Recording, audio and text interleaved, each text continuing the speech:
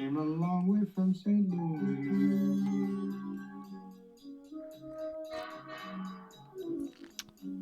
You climbed the ladder of success.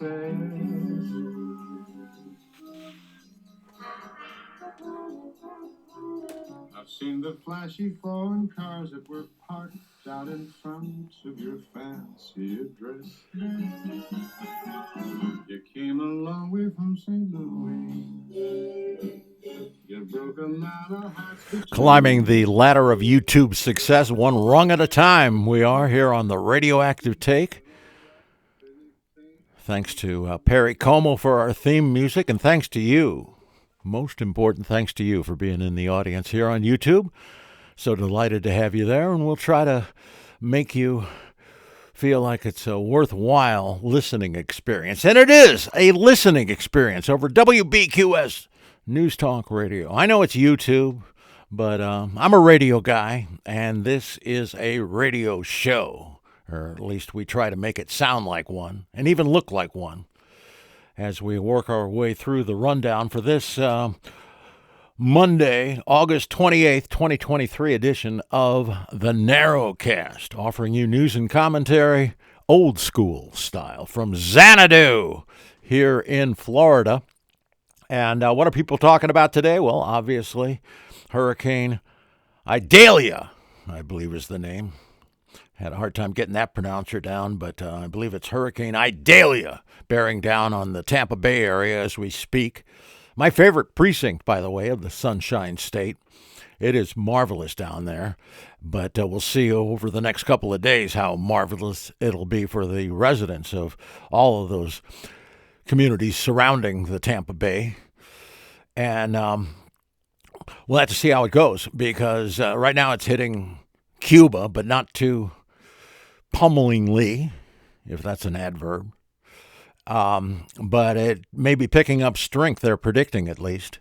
So good luck to the folks down in the Tampa Bay area, and good luck to everybody in attendance out at Burning Man in the Nevada desert, northwest portion of the state, out in the middle of nowhere, and they like it that way. That's the whole point of the thing. Go out in the middle of nowhere and take your clothes off or keep them on. Just wear something wacky. Smoke some wacky stuff. Ride around on bicycles. And have a good time. Or at least that's what they consider it, a good time. And they're willing to pay hundreds of dollars to get past the gate. I've never been past the gate. I've been past the site there in northwest Nevada. You can see it from a distance on the freeway there. But they converge for a weekend late in the summer and then break it up as soon as they've burnt the Burning Man. I don't know if it's even a man this year. It's some kind of an icon. They torch the thing, and they should be careful, because it's usually not a good idea to be playing with fire. But anyway, that's what's going on out in Nevada. Bob Barker's dead. You heard about that on Saturday, being hailed as the greatest game show host ever in the obituary coverage, and that's to be expected, a little hyperbole upon his passing. At age 99, almost made it to 100, a few months shy of that. But here's the guy who's the best game show host in American television history. That would be Pat Sajak, doling out $1 million there on Wheel of Fortune. He's still alive and still working. He's going to be replaced next year by somebody. Can't remember who, but I know I don't like that guy at all in any of the other things he does, so I doubt I'm going to like him as the new Wheel of Fortune host when he gets the gig after Pat retires at the end of the following season, which begins in less than a month, I guess. And speaking of Wheel of Fortune, Vanna White made an appearance in the obituary coverage for the late Bob Barker. Why, you might ask? I would have asked that question. What does she have to do with Bob Barker? Well, it turns out her first exposure to game shows, she said in her tribute on X, I guess, the former Twitter, whatever they're calling it this week. Vanna White says, thank you, Bob Barker, for introducing me to game shows. How did that happen? Well, it happened on the new Price is Right, when she was a contestant back in, it must have been the early 80s, because she was hooked up with with Sajak by, I guess, 1982. They're in their 40th or 41st year now. So I guess it would have been in the 70s that she was on The Price is Right with the late Bob Barker. In any case, Barker was great, but most of the memories I have, and they're all pleasant, of Bob Barker is when he was hosting Truth or Consequences on NBC. And he wasn't even the original host of that. That was Ralph Edwards, the brains behind Truth or Consequences. He was the producer, and he was also came up with a lot of the ideas for the stunts they used to do on Truth or Consequences. But again, why are you talking about Truth or Consequences? Everybody knows him from The Price is Right. That's what Drew Carrier's successor and it's the new Price is Right. At least that's the way it was billed the first few seasons. Why? Because it was, after a few years off, the producers, Todman and Goodson, usually in reverse order, Goodson and Todman Productions, they were off the air for a while, but brought it back. I think he was part of it. Maybe, I don't know. Maybe it was just Ralph Edwards. Maybe he had nothing to do with Goodman and Todman, but I think he did. Goodson and Todman, I'm trying to say. Should have said.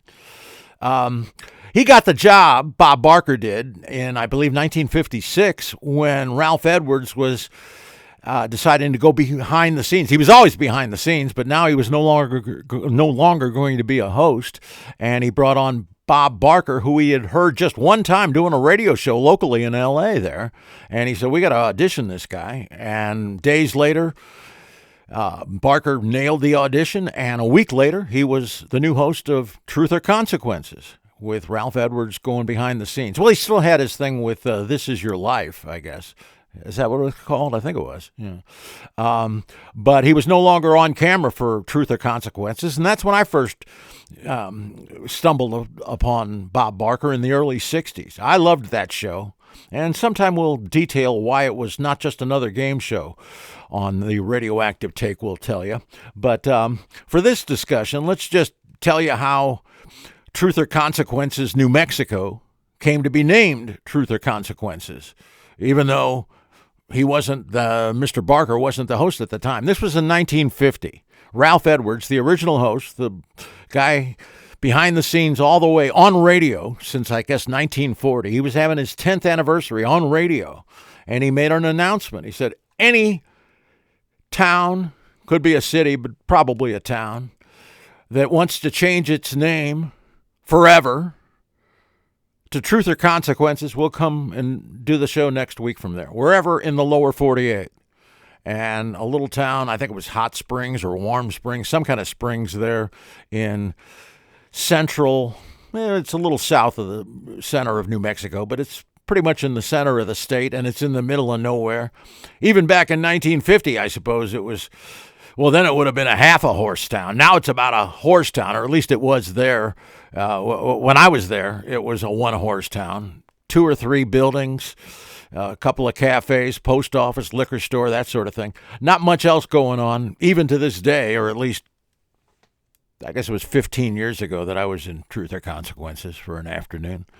And it's a lovely little burg, even if it's a long way from anywhere. Well, actually, it's close to the spaceport now that former New Mexico Governor Bill Richardson spearheaded, and where the Virgin Galactic spacefarers were a couple of weeks ago. We talked about that here on the Radioactive Take. They took off and landed in New Mexico, and that's from the spaceport, which is not far from Truth or Consequences, New Mexico. Not much else in that part of the state.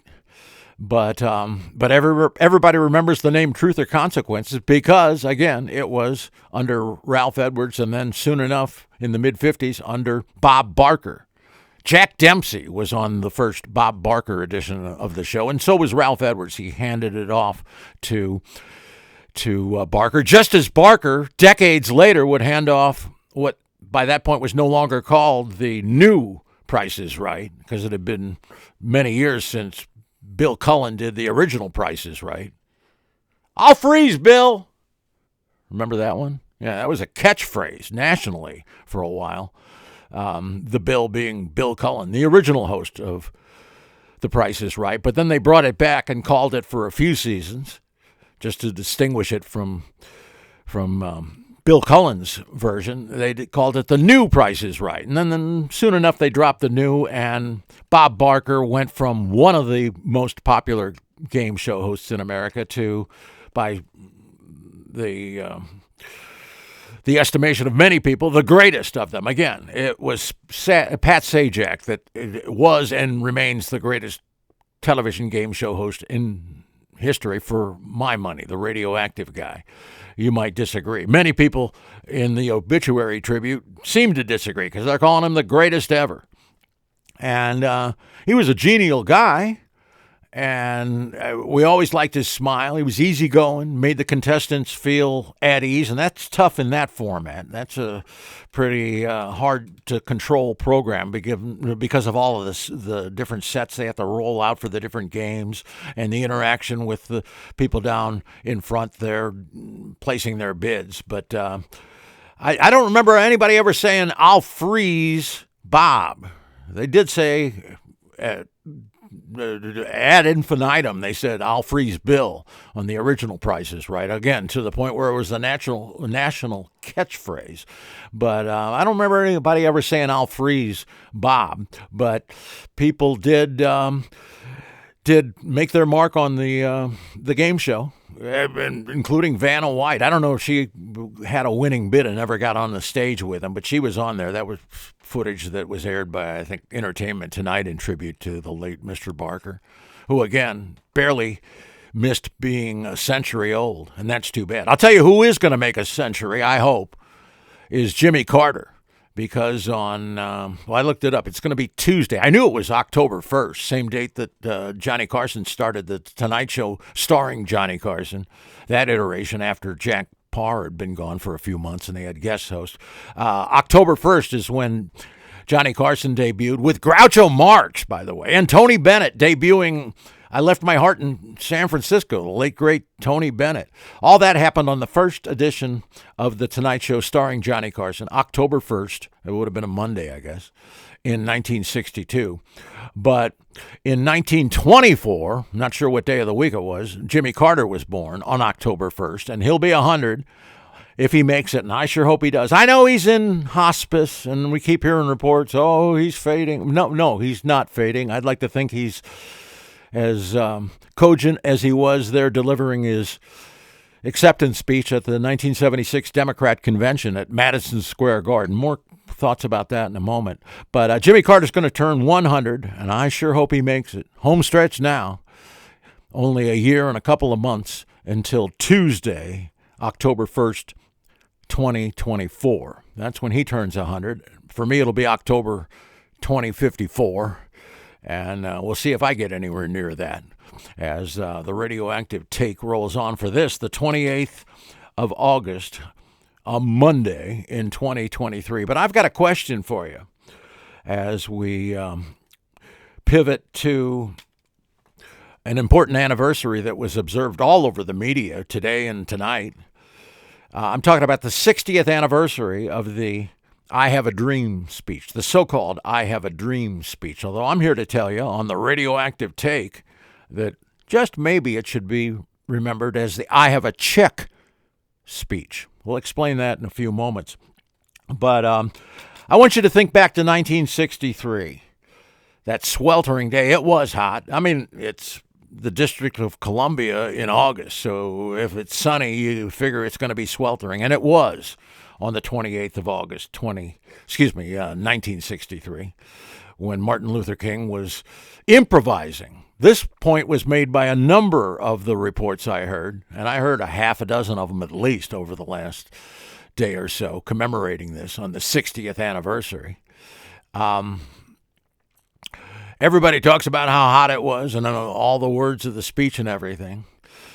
And keep in mind, there were hundreds of thousands of people. The estimates vary. Some people said only 400,000. A lot of estimates up there in Woodstock terms, 600,000. Although, as we talked about a couple of weeks ago on the Radioactive Take here, maybe Woodstock only now they think had 400,000 instead of the 600,000 figure that we heard for so many years in the aftermath of its entering the public consciousness through the film that came out, the following year. But however many hundreds of thousands of people made it to Washington, D.C. back in 1963 for King's speech, however many there were, it's the kind of thing you want to schedule for a weekend. You don't want people having to play hooky from work, or maybe they can't get off work, so they can't get on a bus and ride the 4 or 5 hours, as so many people did, to get to the District of Columbia to hear this speech and all the other things that were going on. It was hardly just his speech. That was the culmination. That was the climax. But a lot of other people were on that rostrum, including Mr. Dillon. We talk about him more than from time to time, and there's a reason for that here at WBQS News Talk Radio. I should explain this.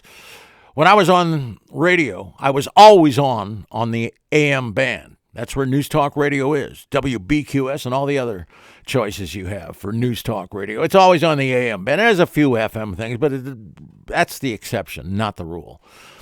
And since I was on the AM band, and since Dillon's decidedly an FM act, never the twain shall meet on my broadcast.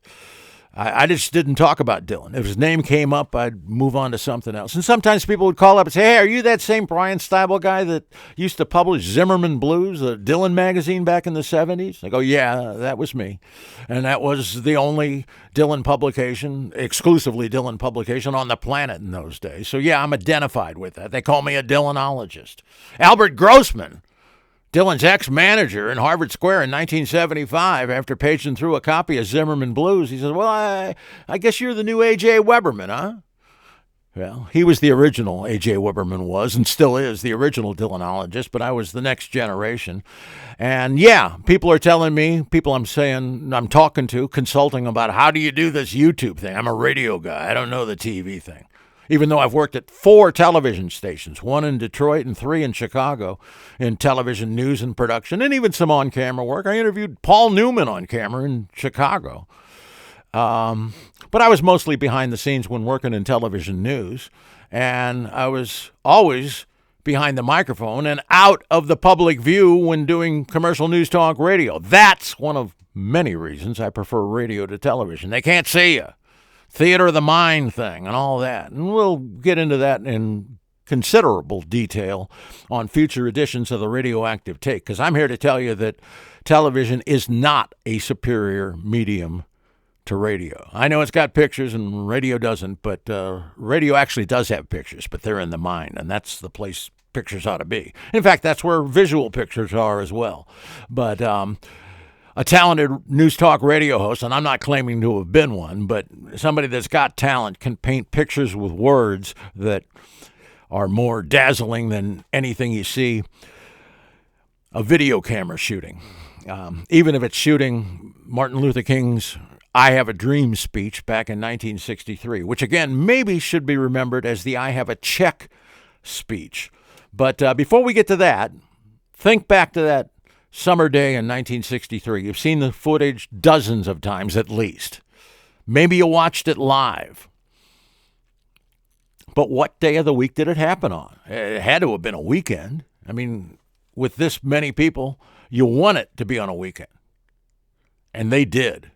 But they didn't hold it on a weekend because they couldn't get approval.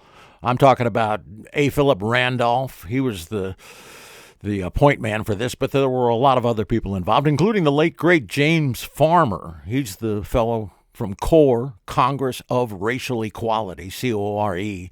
He was part of this, and I have a personal connection to him. I happen to be the last person to have interviewed the late James Farmer, who I thought was a greater orator than King.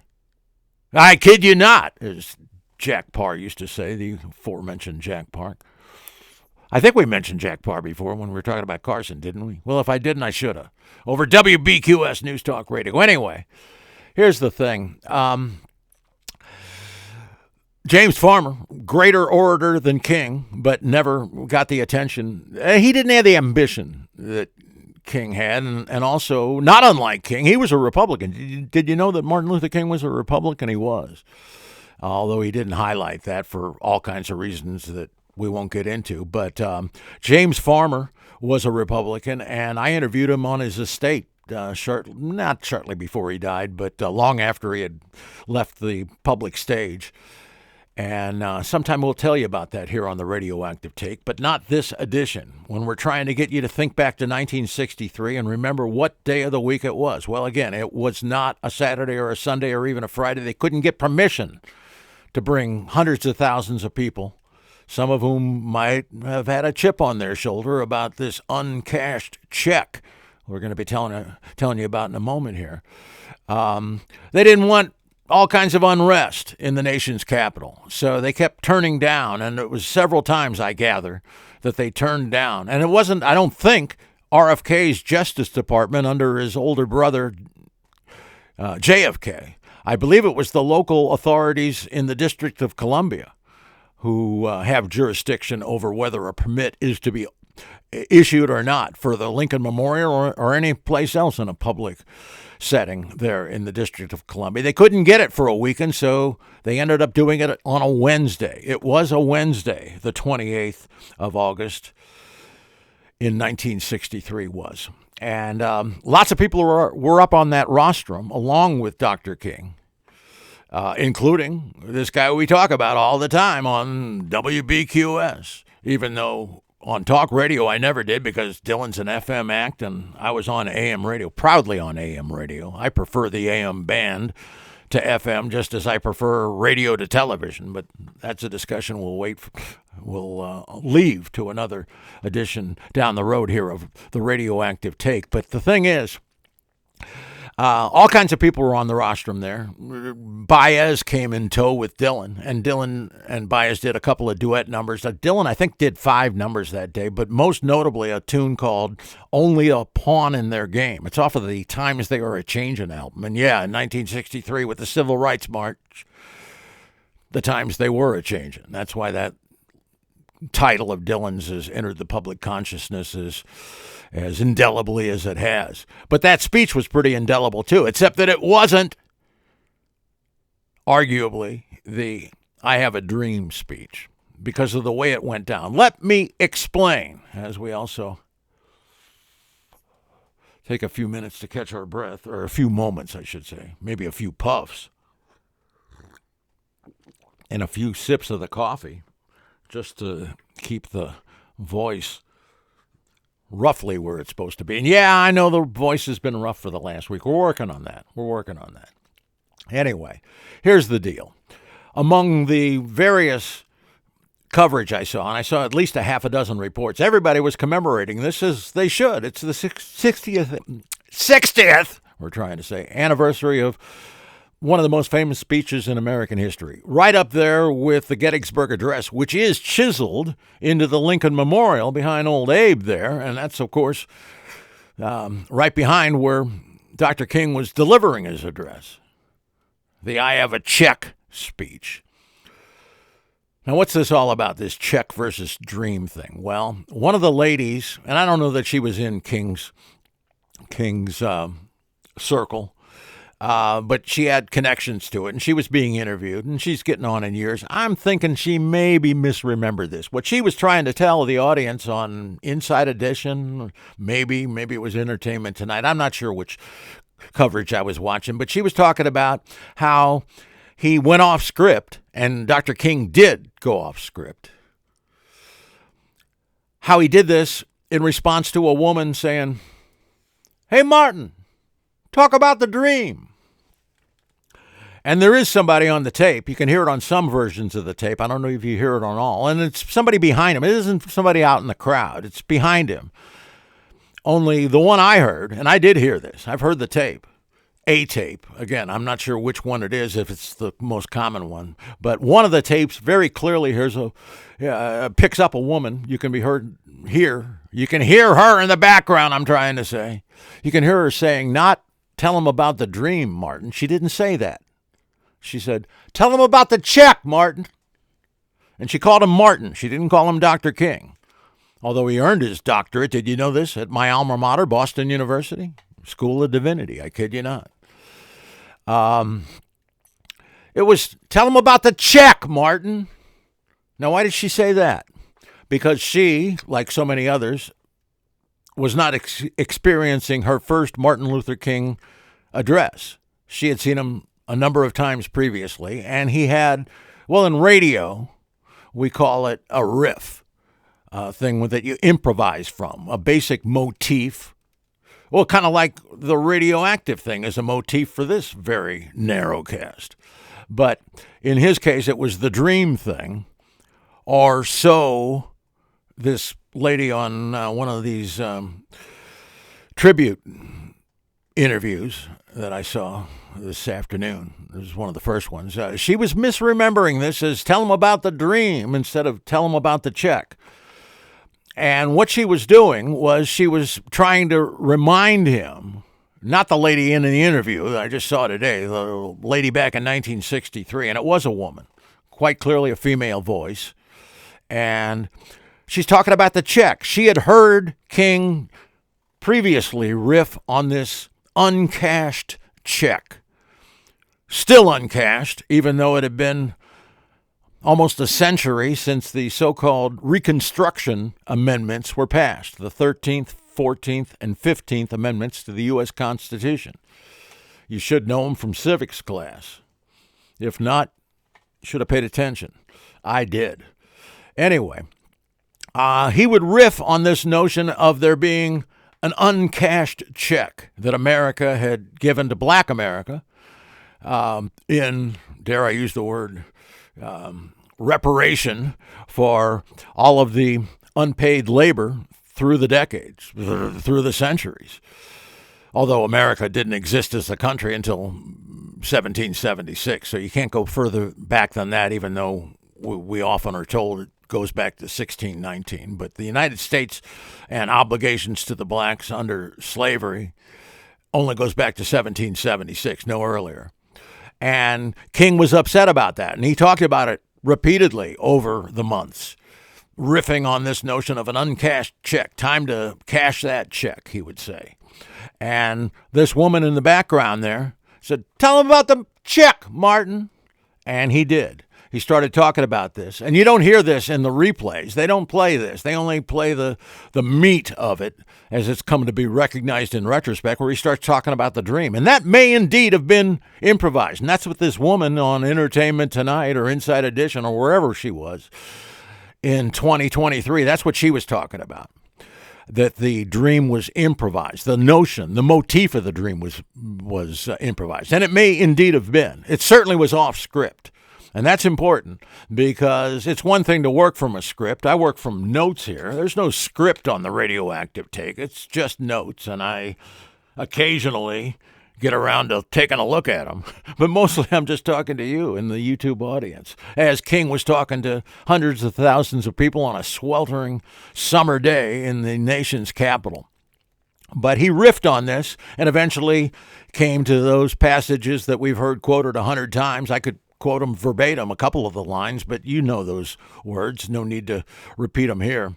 But I will tell you that it was the woman who said, "Tell him about the check, Martin," that really spurred him in the right direction, because he was starting to lose his way, as I often do on the Radioactive Take rundown. So that's what happened back in 1963. And again, it happened on a Wednesday, the day after W.E.B. Du Bois died, by the way. He was over in Africa in retirement, but he did found, along with some others, the NAACP, and he died the day before and got mentioned from the rostrum, but not by King. I would have devoted 2 or 3 minutes to Du Bois. I pronounce it Du Bois because it's a French name, and I like to sound like some effete Frenchman. Du Bois. And plus, I'm a fan of Tennessee Williams and Streetcar Named Desire. You know, I always depend on kindness of strangers, Stanley. You know, that kind of thing. So I say Du Bois. Whether you call him Du Bois or Du Bois, he's a giant in civil rights history in this country, and he deserved a mention at least. I would have given him a detailed tribute if I were King, but I'm not King. But I am Bryan Styble, and we could talk more about Bob Barker and Truth or Consequences and all the rest, but I'm afraid this edition of the Radioactive Take has pretty much run its course, so we'll just encourage you to not remain in the audience. This could be your one and only one shot with the Radioactive Take here, but we hope not. We hope we have given you some reason to come back tomorrow. We're doing this Monday through Friday, 5 nights a week, and we're going to keep doing it until we're tired of doing it.